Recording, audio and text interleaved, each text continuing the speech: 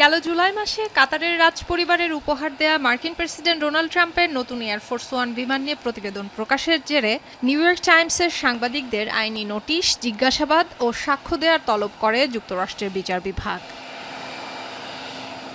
ঘটনাটি সে সময় সংবাদ মাধ্যমের স্বাধীনতার উপর নজিরবিহীন হস্তক্ষেপ হিসেবে তীব্র সমালোচনার জন্ম দেয়।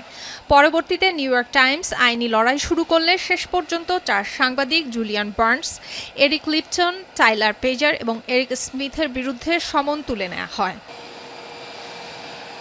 এবার যুক্তরাষ্ট্রের আরেক প্রভাবশালী পত্রিকা দ্য ওয়াশিংটন পোস্ট ও দ্য নিউ ইয়র্ক টাইমস জানিয়েছে, ইরানের গুপ্ত হত্যার হুমকির মুখে গত মাসে তুরস্কের আঙ্কারা বিমানবন্দর ছাড়ার সময় ডোনাল্ড ট্রাম্প গোপনে বিমান বদল করেছিলেন। পত্রিকাগুলোর দাবি, কাতারের দেয়া বিমানটি যথেষ্ট সুরক্ষিত ছিল না, তাই সিক্রেট সার্ভিস তুরস্কে অনুষ্ঠিত ন্যাটো সম্মেলন থেকে দেশে ফেরার পথে ট্রাম্পকে বিমান বদলানোর অনুরোধ করেছিল। এবার ওয়াশিংটন পোস্ট জানালো, ইরানের হামলার আশঙ্কায় গোপনে বিমান বদলের সময় ক্যাটারিং ট্রাকে লুকিয়েছিলেন মার্কিন প্রেসিডেন্ট ডোনাল্ড ট্রাম্প।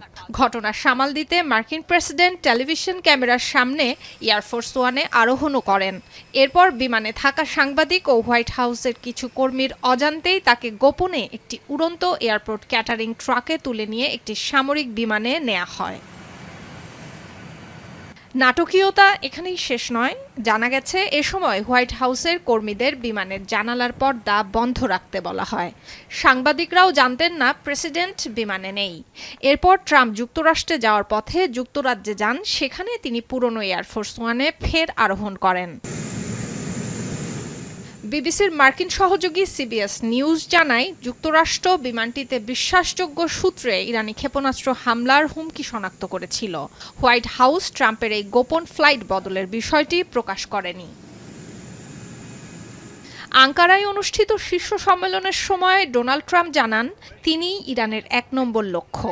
যুদ্ধ শেষ করতে ওয়াশিংটন তেহরানের আলোচনা ভেস্তে যাওয়ার পর যুক্তরাষ্ট্র ফের ইরানে হামলা শুরু করলে ট্রাম্প এই পদক্ষেপ নেন। সুলতানা দিনা, এখন বিশ্ব।